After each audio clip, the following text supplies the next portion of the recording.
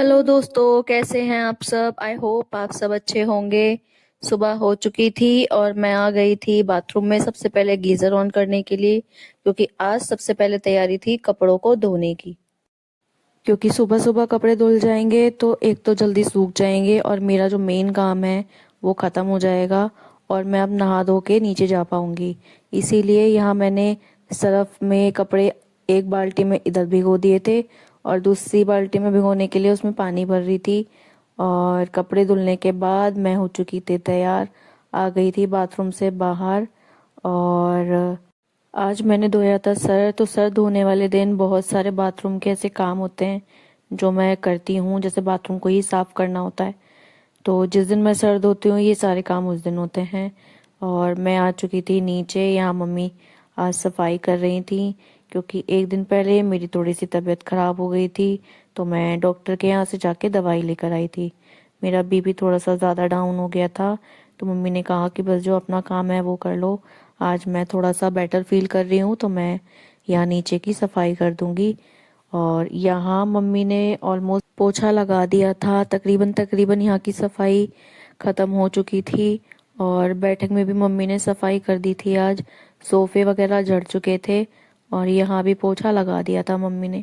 अब बारी थी मम्मी की ऊपर सफाई करने जाने की जीने पे, तो मम्मी अब वहीं जा रही थी। लेकिन वहां जाने से पहले मम्मी मुझे गरम गरम चाय पकड़ा कर गई हैं, क्योंकि मैंने आज धोया था सर। तो उन्होंने कहा पहले आराम से बैठ के चाय पी ले, थोड़ी सी गर्माहट सी आ जाएगी चाय पीकर। तो मम्मी ने यहाँ मुझे चाय गरम बना कर दी है। मैं नीचे आ रही थी तो ध्रुव भी जग गया था और वो भी मेरे साथ साथ नीचे आ गया। तो यहाँ पर वो भी अपनी कचरियाँ इंजॉय कर रहा है। और यहाँ थोड़ी सी कचरी मम्मी ने मुझे भी दी थी, तो फिर मैं वो भी खाने लगी साथ में। ये कचरियाँ हम लोग अभी लोकल मार्केट से ही लेकर आए थे ट्राई करने के लिए, पर अभी ये बहुत टेस्टी लग रही हैं, तो अभी और आएंगी घर पे। और यहाँ मैं आ गई थी पीछे पीछे ऊपर की तरफ, मम्मी जहाँ पोछा लगा रही थी। और यहाँ देखिए मम्मी ने जैसे भी वो लग पाया धीरे धीरे उन्होंने साफ कर ही दिया था यहाँ का भी। दोस्तों मम्मी की खुद तबीयत खराब है, उसके बाद भी वो हमारी हेल्प करती हैं, क्योंकि घर में सबकी ही तबीयत ऐसे ही चल रही है, अभी कोई भी ठीक नहीं है। क्योंकि मौसम एकदम से सडनली चेंज हो गया तो सबकी हेल्थ पर असर पड़ रहा है इससे। और यहाँ भी मम्मी पोछा लगा चुकी हैं और सफाई हो चुकी थी पूरी पूरी तरह से ख़त्म। वैसे तो आप लोग देखते ही हैं कि सबसे पहले सफाई करती हूँ मैं उठकर, लेकिन आज सफाई करने से पहले मैंने सोचा कि कपड़े धो दूँ, इसलिए मम्मी को करनी पड़ रही है। अदरवाइज मैं कोशिश करती हूँ कि सारे काम मैं खुद ही करूँ, और ताकि मम्मी को कोई काम ना करना पड़े। और ये देखिए यहाँ पर भी सफाई हो चुकी थी और भाभी आ चुकी थी तैयार होकर भैया के साथ निकलने के लिए, क्योंकि आजकल भाभी कोचिंग जा रही हैं, वो सीख रही हैं फैशन डिजाइनिंग। तो उसके लिए वो रेडी होकर डेली भैया के साथ ही निकल जाती हैं।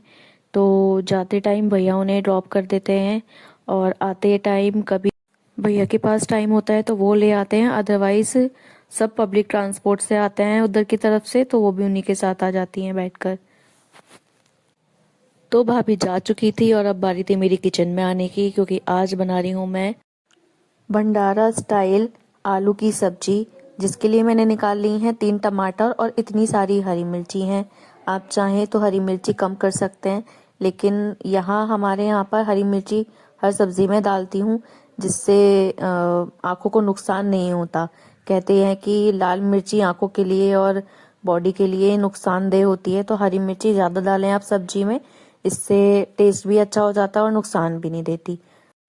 तो यहाँ इस तरह से मैंने टमाटर जितने भी हैं इनको इस तरह से छोटे छोटे पीसेस में काट लिया है।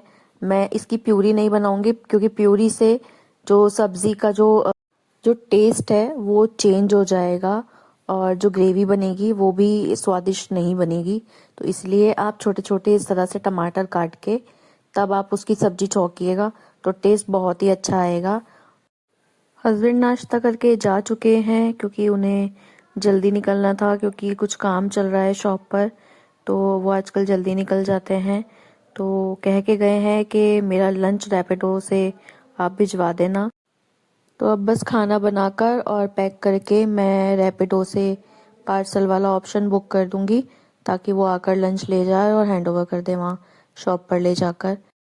तो दोस्तों, आप लोग ये सोचते होंगे कि हम इसके ब्लॉग्स देखते हैं और ये हमें इतनी सारी बातें बताती है, तो हम इससे कनेक्ट कैसे करें। आज तक ना आप मुझे जानते थे, ना आपने मुझे कभी देखा है ठीक से, और उसके बाद भी आप मेरे ब्लॉग्स को इतना प्यार दे रहे हैं, उसके लिए thank you so much.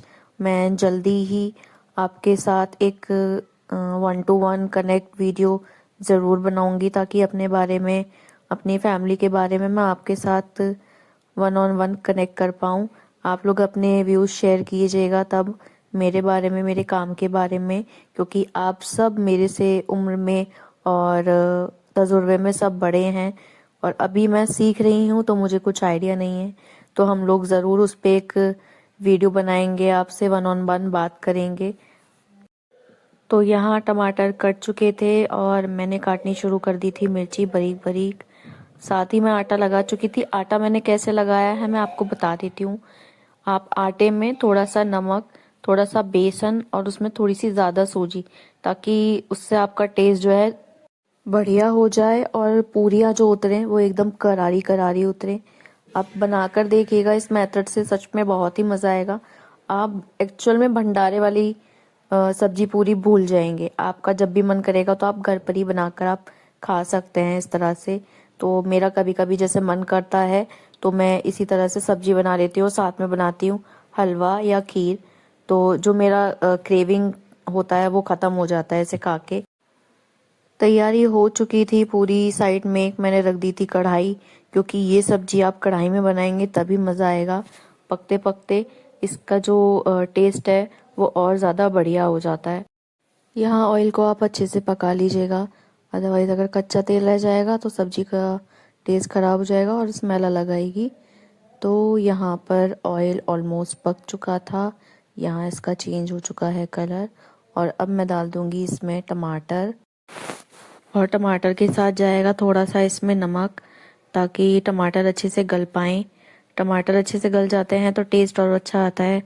Otherwise सब्जी में जो पीसेस आते हैं टमाटर के, उससे सब्जी खट्टी लगने लगती है, क्योंकि ये देसी टमाटर हैं। मतलब आपके यहाँ पे जो भी टमाटर, हाइब्रिड टमाटर आते हैं, एक देसी टमाटर आता है, तो जो भी यूज़ होता है आप उसके हिसाब से इसको बना सकते हैं। और यहाँ देखिए मसाला गया था पक, टमाटर गए थे गल, और अब मैंने इसमें डाल दिया था 2 चम्मच धनिया। और धनिया के साथ थोड़ी सी इसमें जाएगी हल्दी, क्योंकि वो ज़रूरी है। और यहाँ इसको आप अच्छे से चला लीजिएगा और थोड़ा सा इसमें डाल दीजिएगा पानी।